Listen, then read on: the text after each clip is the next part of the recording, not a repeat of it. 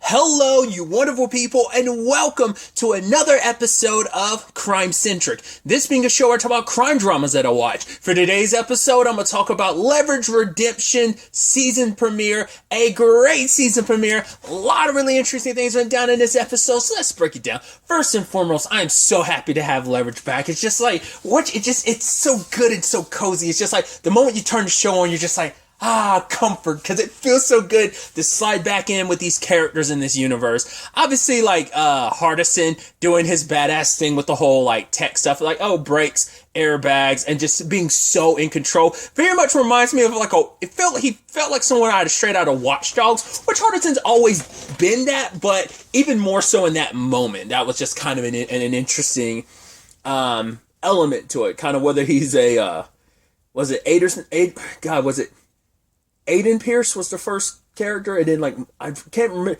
Marcus was the main protagonist of 2. I don't remember his last name. Either way. And I love that he's got the taser and everything. I'm like, is that taser potato? I was like, yeah, my girl did it. It's really nice, isn't it? It's like, yeah. I'm like, all right. I was like, yeah, Parker and the tasers. Right. But he came back because he wants to help. He needs their help with this reporter who's in danger. Basically, this guy who's kind of this tyrant in Alstonia. It's basically getting away from, like, anytime anyone opposes him, he locks them up. While he's also been, like, stealing and hoarding a whole bunch of, like, Alstonian artifacts and stuff like that, or just, like, priceless statues and stuff like that. And Hardison needs their help. And it's an interesting time that this job would come up because the team was kind of talking about how rigid Sophie is. Because right, before she was doing this part-time, now she's back full-time, and she's kind of handling things kind of like Nate, and they're telling her, like, she shouldn't do that because, she's not, that's not her cup of tea, because everyone handles the leadership role very differently, because for a long time, obviously, like, we still haven't quite fully seen, to be fair, we've seen what a Parker, like, run operation looks like, we've seen what a Hardison run in operation look like, and we've seen Sophie, both in the original series and in this series. So, but it's like, yeah, she's trying a little too hard, because it's like, there's one thing when it's like, hey, this is like, I'm only here temporarily. Now that I'm here and I'm fully in control, it's like, I've got to, like, she's like, doesn't want to mess up. And it's like, no matter what she does, like, cause I think for her, it's like, right, she got a little bit of rust off last season, but now it's like, it's for real, because it's like, yeah, you're here all the time now. And she just plans everything to a T, and they wish she would be a little more loose. And cause it's like her being so by the book, it's so boring. It's kind of, cause it's like, yeah, that was Nate's thing, but us, we're a little more loosey goosey, especially Parker wearing like a crustacean outfit. Cause it's like, they were complaining about, I think, Brianna's outfit, and it's like, what are you talking about? Dude, Parker's in a crab outfit. What are you talking about my outfit? I even love that. It's like, Hardison brought some truffles, and I was like, these whatever, and then Elliot's like, the truffles. No, we did a job about this. I'm like, yeah, I remember the truffle job. But also that apparently Brianna threw out all 453 of his orange sodas. He was like, you count those? Weird. But yeah, I kind of did it because they got chewy. He said, they got chewy, huh? It's like, I love it. I love it so much. I even love later on when they're arguing and Parker's like, I'm gonna have, we should sit down and talk about our feelings. And they're both like, not the puppets. I'm like, the puppets! I'm like, this show is just that. I know people complain about it so much. You're like, nostalgia. But once again, it hits me even more so because it has been, like, obviously, like, I rewatched everything prior to the previous season. But, so it's been, like, probably over a year now, maybe. So, like, I am forgetting a lot of stuff again, but it's like, because I love that too, because she might have utilized it in the first season. I don't remember. It's the first season of this, Leverage Redemption, but I love the fact is that the puppets are such, it was a coping mechanism for her. Obviously, we saw, like, her childhood situation with it, but now, like, her being more applicable with it now as an adult and using it as a way to kind of, work through stuff, and it's just how it worked for Parker, and they're just like, man, and I think Brianna and Hardison had that back and forth, like, you were supposed to talk about it. It's like, what hurt with her is like, no, that was all on you, so. But this particular job, they end up bringing Harry back into the fold, and I love they basically help him with a job, which he's been doing good with his lawyer stuff. He's not doing the evil stuff anymore, and he got help. And I love that Elliot's like, oh, got the video that was sent, and it's Elliot. He's put him on this performance like, oh, they're making me do all this stuff, and he's reading this script, and he's just like, this terrible script I have to read, and he's just like drinking to play up the like role of like, oh man, I'm so brokenhearted about it, and basically was able to get the client like $2 million or something like that. So I like that. But yeah, to take down Volkov, they were originally the whole point was to find proof, because they need to get proof to the journalist Bradley, so that he could use that and actually have enough proof and backing so that other news is like no one would be too afraid to run the story. And then like any other competition he has will use this opportunity to kind of trump him. And trump him isn't like a trump card or just taking him over. I have to be careful with that, because I'm like, I don't want anyone to be like, oh well, there's Donald Trump, and I'm like, I don't mean it in that regard. That's why I'm like over explaining it regardless. Also, a little side note I thought was kind of neat. I love the photos of the trio of Elliot, Hardison, and Parker. Well, it was like, I think it was like a Halloween party thing, and then it was a New Year's thing, and neither one of them, Elliot's smiling. But I do appreciate in the Halloween one, Parker and Hardison are doctors. Obviously, Parker being Jodie Whittaker's, which is interesting timing. Like, obviously, she was still the doctor at the time in recording this, but it's like, now that it's come out, like, obviously, like, this is post, like, her final episode as a doctor, so it's just interesting timing. So I just thought that was pretty neat. I mean, it also makes sense, too, like, Beth, who Riesgraf, I'm sure I'm butchering her last name, who plays Parker, is a blonde, and Jodie's a blonde, so it's like, yeah, that's, like, a really, like, easy, like, costume to kind of do in that regard. Either way. And also, like, what Jodie's outfit as a doctor, like, as the 13th Doctor, like, feels like something Parker would wear. Especially, like, the overall, like, kind of straps and everything. Either way, tangents and all that aside. I guess suspenders is what I was kind of looking for. The word I was looking for. Either way, when the case really started, like when the plan really, when things started kind of really going in, I love that, you have Sophie. I literally want to almost say Gina. Like, obviously that's the actress's real name, but it's just I almost wanted to say Gina instead of Sophie. Sophie kind of goes, all right, let's kind of go more so by my instincts, and so she wanted to be a little more, once again, loosey-goosey with it. And I love the whole situation of they were going to, like, ultimately, like, because she uses the Duchess of Hanover, which I was like, that, because it's like, oh, it was made from 12 years ago. I was like, that is a identity I think I know, because she's used that a few times, hasn't she, of Charlotte? At first I was like, that's not the chocolate identity, like the identity with the whole, like, oh, like the Cocoa, I don't think that's the same one, but the Duchess of Hanover, I was like, I can't remember the spin. I feel like she's actually used Charlotte more than once. I think she's done that before, but I'm like, the Duchess of Hanover seems so familiar, and I just can't place it. Because Volkov's whole thing is like, he's trying to get in good with British, like, higher up people, because it will help insulate himself a little bit more away from all the, everything he's trying to get away from in Elsonia, so. And obviously the sucky thing is Bradley got kidnapped, and so it's up to them to rescue him. So at the same time, his daughter is doing this whole, it's her debut. She wants nothing to do with it, but she's kind of getting dragged because her dad's treating her more like an object rather than the daughter. It's like, oh, yeah, like, this is my prize jewel or whatever. So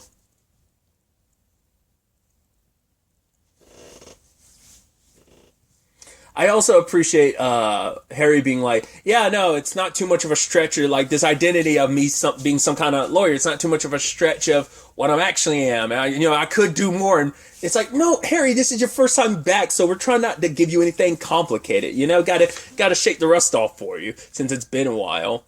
But I also do love the whole.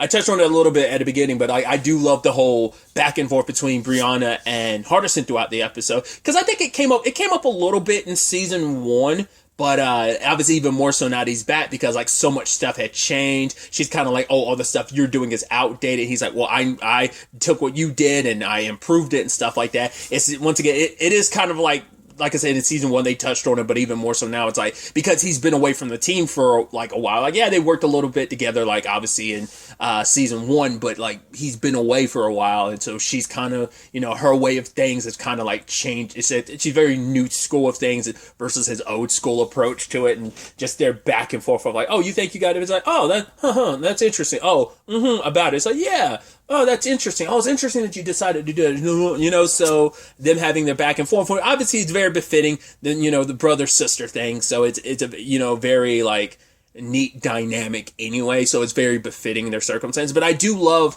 that Brianna's, like, biggest, like, issue was, like, right, she's like, I wish you could see me as me and not me as you. And, yeah, Elliot had to stop him at one point in time. It's like, no, your sister, like, Brianna's got this. Like, let her show you. And so she kind of proved, like, yeah, I got this. Like, when she was caught by the Duchess, not the Duchess, but Volkov's daughter and her boyfriend Todd with an H, which, that's like, oh, ska band. Did anyone else hear that? Yeah, like, it's like, oh, why does, is that, like, the genre of music that gets, like, I feel like it's almost like memed like Nickelback is. It's like Nickelback and ska, I feel like they kind of get memed the whole bunch. I only think that because Bruce, formerly of like Funhouse, that was always a running bit, was like ska, So that's why I'm like, it feels like that is a genre of music that gets like memed the most. But maybe that's just me, just the circles I've seen when it comes to that. But because he's a ska drummer. Plus, his career is ceramic arts and stuff. His daughter just wants to love who she wants to love.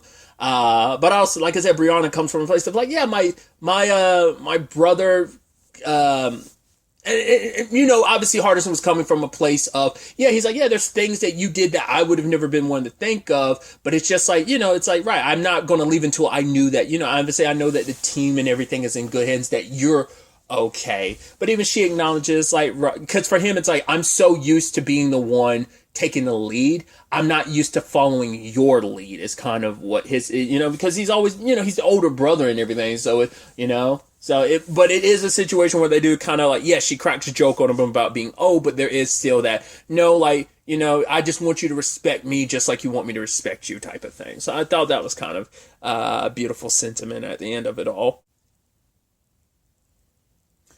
Cause I personally was really suspicious of Todd with an H because him like disappearing like that, I was like, is someone else on this job or something? Is that what Todd's circumstances are? And it's like, oh no, it's not. He's that's not what this is about. But I was like, oh man, I thought there was gonna be something super suspicious about it. But it's like a forbidden young love type of thing, which is actually really sweet what that story ended up being. But I also love the Hardison and Elliot thing too, of like, oh man, when they were trying to get that pilot. The what was it, the double cross or whatever, that him and Parker did, where it's just kind of like, hey man, this guy helped out a lot. Here's your cut. It's like, wait, you don't want your cut? What are you doing? Are you wearing this? Why are you selling us out? Pull up your shirt and then like Harry later on sees like Parker chasing after him with like a butterfly knife, kind of a butter knife, switchblade and, butterfly, switchblade and, Hardison chasing with like the bag of like salt, and I love that he ate Elliot's sandwich. It's like, because like Brianna was like, nobody touches Elliot's sandwich, and they're like, yes, Hardison's done this before. Obviously the example being the the Office Job episode. It was the mockumentary one that's basically, it was like a parody of the actual Office, filmed and done exactly like the Office, the show. So I thought that was that's what makes me think of. Once again, just it sends you down the nostalgia road. Once again, I know a lot of stuff does that to the point people hate how nostalgic stuff is, but it's just like, I love it. I don't care. I love little references to like these jobs of the past, because I'm like, yeah, because some of those are ones we've seen, and they mainly reference ones that you do see in the ones that they've done in the show, so that you would have been able to see in the original series and stuff, which I do really appreciate. But putting that aside, when they went to go rescue Bradley, I love that Elliot's the one that took everyone else out, and just like Hardison didn't lift the damn finger. I'm like, you're just gonna stand there. And even at one point, Elliot's got the guy in like a chokehold, and then like Hardison did the most twisted thing where like he's like, oh, high five, and Elliot's like, don't do that. He's like, help, dude, you know how to fight now. He's like, all right, I'll help. I'm helping by opening the door. Yeah, throw him in there. It's like, well, help with the other guys. He's like, no, you get the rest of the guys. I gotta open this like biometric lock. And it's like, oh yeah, Elliot, you missed another guy. It's like, you get that guy.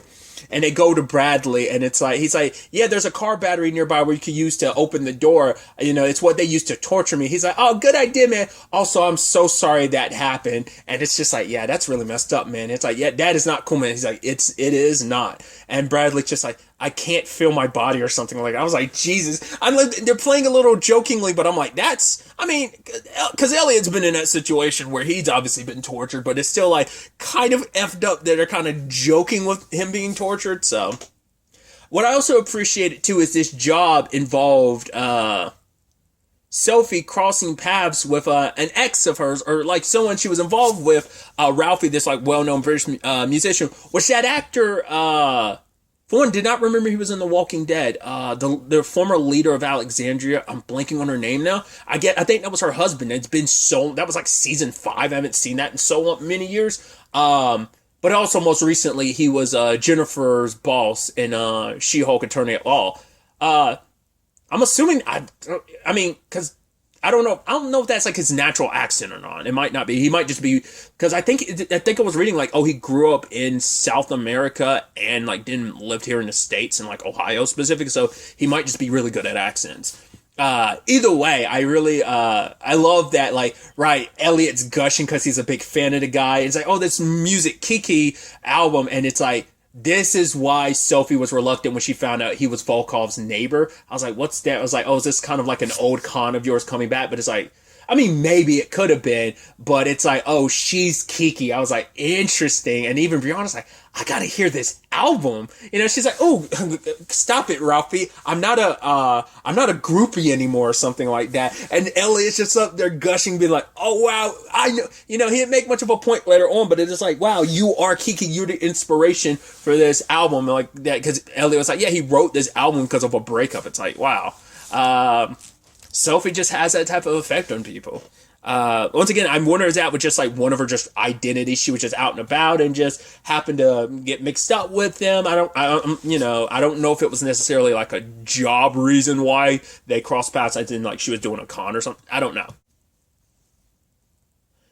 Nevertheless, I always love it when, that ultimate moment when the plan like fully comes together with the whole situation of, sending Todd down there to get tortured, but then there's a hole blown in between the wall, and Kiki convinced Ralphie to invite like people from Scotland Yard and people from this and that background just for the purposes of them they can't arrest Volkov because he got immunity,